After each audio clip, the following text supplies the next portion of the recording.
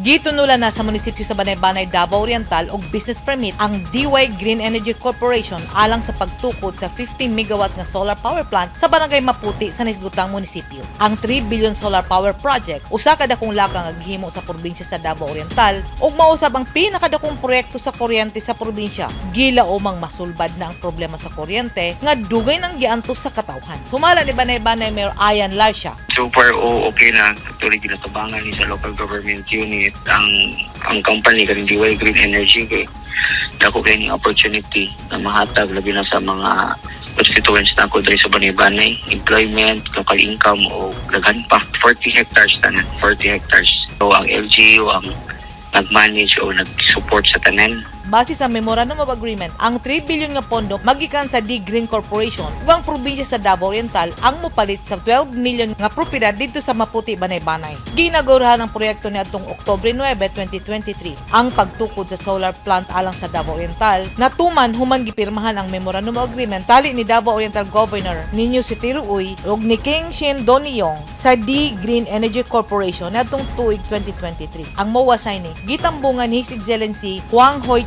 Ambassador Extraordinary and Plenipotentiary of the Socialist Republic of Vietnam to the Republic of the Philippines.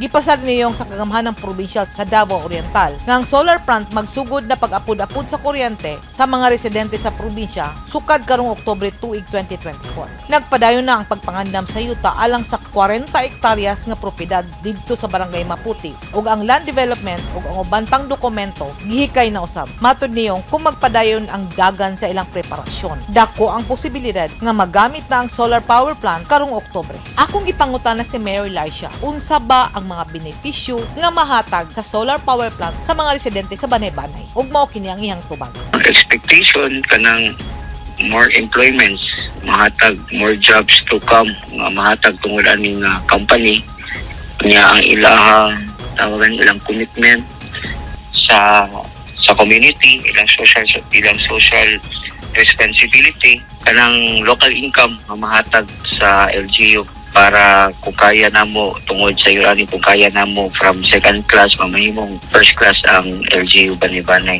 Yes, oo, para dako na gid na siyang tabang.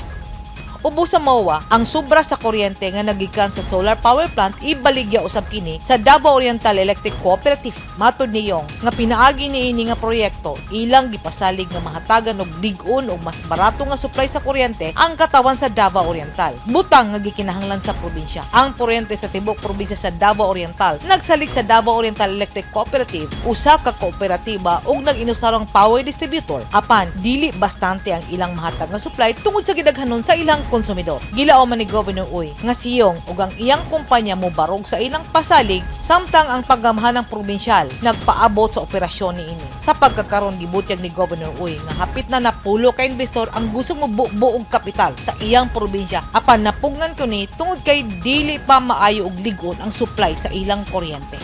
Edith Kaduay, Newsline Philippines. Stay safe.